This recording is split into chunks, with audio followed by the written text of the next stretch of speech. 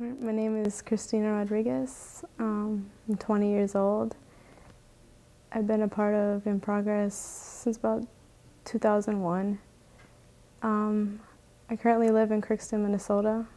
I was born in Rochester, Minnesota, but I've been in Crookston for about a good at least 8 years or more.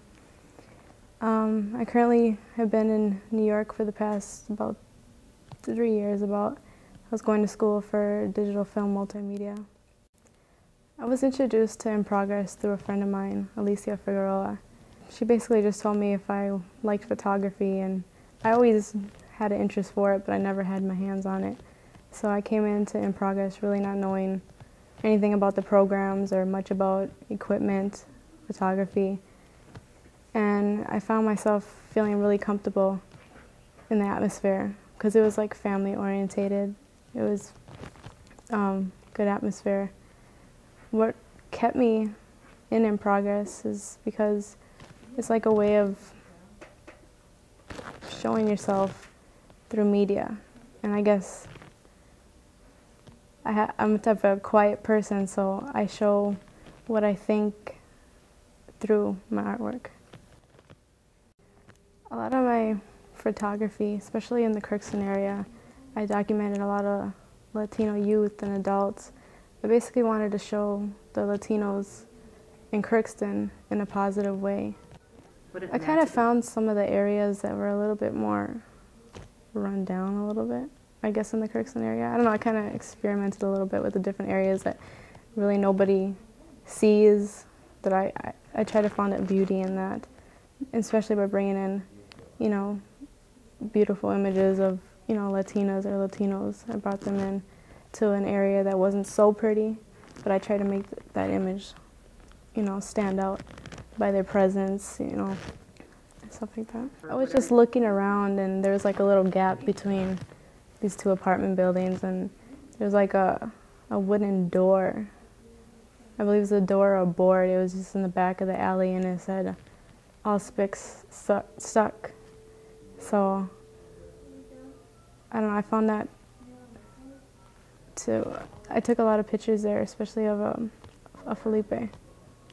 So, I'm horrible, Chris. What were you trying to say, though, by that? Because obviously you're making a statement. Yeah. I wanted to show him, like, standing up tall and showing that even though there's racism and stuff like that, and especially a small community where there's much Latinos, that he can still, you know, stand strong of who he is and, you know, accomplish what he needs to accomplish, and stuff like that is not going to tear you down. Well, I was excited.